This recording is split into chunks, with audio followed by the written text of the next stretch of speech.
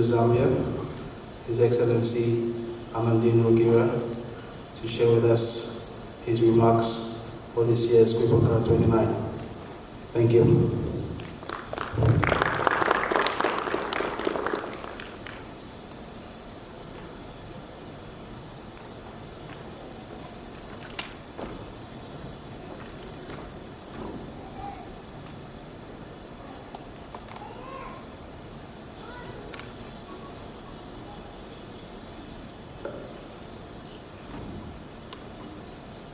Honorable Mambo Ainde, Minister of Justice of the Republic of Zambia, and guests of honor, Excellencies, Ambassadors and High Commissioners, fellow Rwandans, members of the press, distinguished ladies and gentlemen, I would like to welcome you all and take this opportunity to thank you for your friendship and solidarity as we officially begin this period of commemoration dubbed Kwibuka 29. Allow me to take this opportunity and thank you, Honorable Mambo Ainde, Minister of Justice and guest of honor today, for reserving some time on your busy schedule to be with us this afternoon.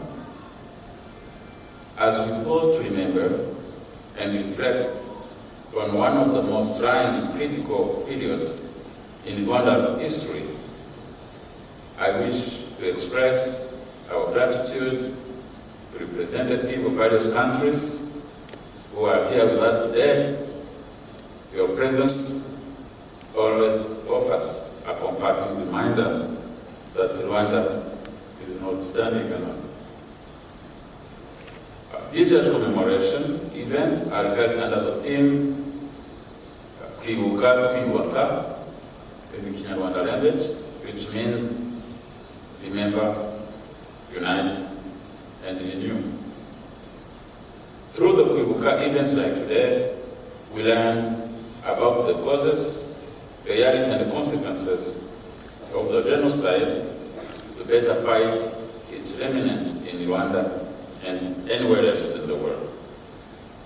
We also aim to raise awareness and advocate for UN member countries to arrest and prosecute identified and confirmed genocide fugitives residing or hiding in foreign countries, as adopted by the UN Security Council in its resolution number 2150 of April 16, 2014, asking member states to judge or extradite genocide fugitives in their territories.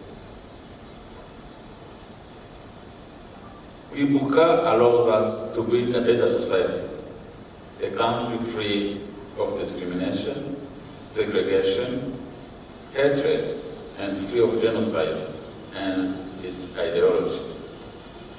It must be highlighted that though the genocide against the Tutsi was put to an end in 1994, fugitives from the former government of Rwanda, the army, and the militias are still at large and have ever since been spreading this genocidal ideology from the country where they are situated.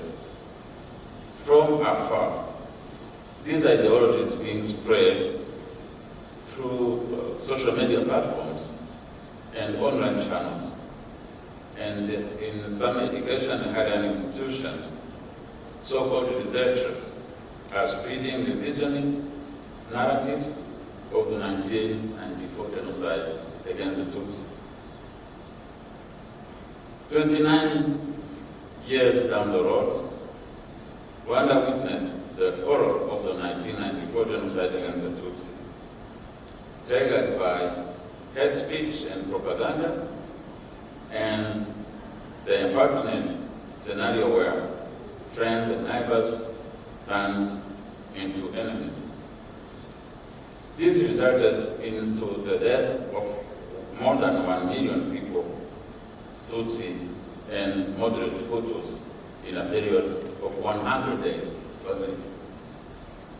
We therefore come together today to pay our respect to the lives and the memories of those who perished during the 1994 genocide against the Tutsi.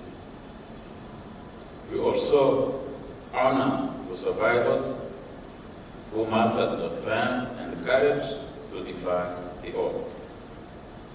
Their bravery and their resilience stand as testimony of the beacon of hope for the people of Rwanda and many more across the world.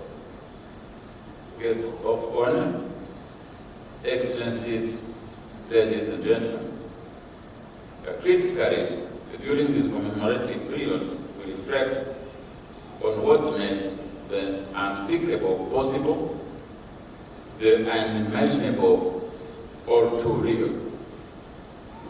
As we examine the forces that enabled the genocide, together we should ask ourselves the pertinent question: are we truly doing all we can to prevent future genocide or bring peace where there is conflict in the world? Having said that, it is therefore important to raise awareness and alert all countries about the current situation in a neighboring country to Rwanda, which has been designated by the UN Special Advisor to the Secretary General on Prevention of Genocide as a warning sign of societal fragility and proof of the underlying presence of the conditions that allowed large-scale hatred and violence that may erupt into genocide, like what happened in the past in '94, genocide against the Tutsi in Rwanda. The prevalence of armed groups, including the FDLR, in the region, unfortunately still spread genocide ideology and causes insecurity not only in Rwanda, but to the region as well. Guests of honor, Excellencies, ladies and gentlemen, it is understandable that people focus on the 100-day beginning 7th April 1994, given its unparalleled magnitude both in scope and cruelty. However, 94 was not a beginning but a culmination of decades of discrimination, oppression, and violence directed against one group of Rwandans whose only fault was to be born Tutsi. It wasn't, as some have believed, a sudden or unpredictable eruption of mob violence. For decades preceding the tragedy in 1994, Rwanda's then political leaders pursued a policy of segregation, discrimination against the Tutsi population that laid the groundwork for the genocide. The anti-Tutsi propaganda permeated all the major institutions of the country, and the privileges of citizenship and the protection from the state were stripped from the Tutsi decade before the genocide.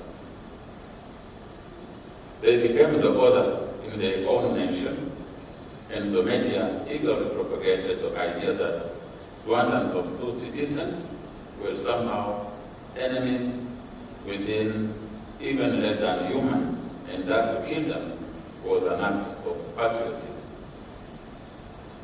From verification to demonization, what was viewed as the next logical step was eradication.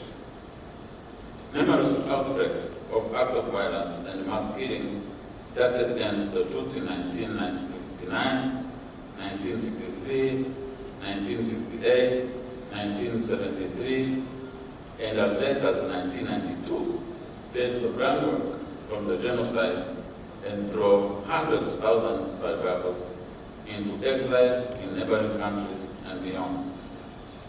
As mentioned earlier, the privileges of citizenship and the protection from the state were stripped from the Tutsi decade before the genocide. Therefore, one can say the ghost of genocide hung over Rwanda for many years before 7th April 1994. It should also be highlighted that one of the cruelest tragedies in 1994 was the abandonment of Rwanda by the international community. As militiamen took the streets with their machetes, murdering, raping, and tearing our counterparts under the bed of 19 nations and the world media, the rest of the world watched on and leaving Rwanda to its tragic fate. This abandonment should serve as an important lesson to all of the humanity.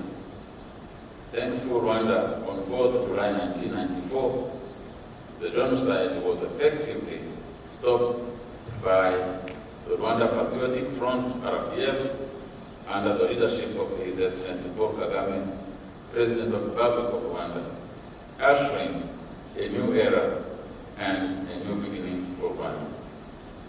Ladies and gentlemen, today, Rwanda has rebuilt from the ashes of horrific tragedy and destruction evidenced by its economic, social, and political development. It laid the foundation for this achievement by having embarked on a better path, one of forgiveness and reconciliation, leaving behind past resentment and acknowledging the common humanity of all Rwandans. Rwanda's economy has impressively recovered over the last 2 decades, with the country registering an average GDP growth of around 8% per year during that period. After the genocide was stopped by the RPF in Mauritania in July 1994, the new leadership set national unity as a foundation for rebuilding the country. In this regard, a government of national unity was put in place, and from the beginning, it committed to valuing Rwandanhood and its values, where every Rwandan has rights and responsibilities which are not provided by his or her ethnic or regional belonging, but by rather simply being Rwandan. Guest of honor, excellencies, distinguished ladies and gentlemen, it is commendable to have witnessed over the last 29 years the resilience of the people of Rwanda, complemented by the leadership of His Excellency Paul Kagame, for finding the grace within themselves to heal, to reconcile, and to embrace national challenges with a collective spirit. As we light candles and commemorate this dark chapter of history today, let us, for the education of future generations, ensure our commitments to stand against racism, hate speech, xenophobia, and all forms of discrimination continue to burn brighter than the darkness of hate and violence. We also continue to remind the international community and the UN member states, as well as signatory to the 1948 UN Convention on the Prevention and Punishment of the Crime of Genocide, of their obligations under this convention to fight and prosecute hate speech and crimes of genocide in their respective countries. Additionally, we remain steadfast in advocating for the remaining countries which have not yet accessed the UN Convention on the Prevention and Punishment of the Crime of Genocide to do so, and to remind those who haven't yet enacted laws finishing the crime of any genocide recognized by the United Nations or international courts, as well as any other act leading to genocide ideology, genocide denial, or its revisionism as defined by the international instrument. Let's remember that life can only be understood backwards, but it must be lived forward. Rwanda continues to demonstrate to the world at large that even in the deepest darkness, there is a hope. In solidarity with the people of Rwanda, in memory of the victims, and in respect of the survivors, let us commit to upholding the principle of human rights, peace and security, and let us continue to truly reach for the ideal of never again. I thank you very much, and God bless you all.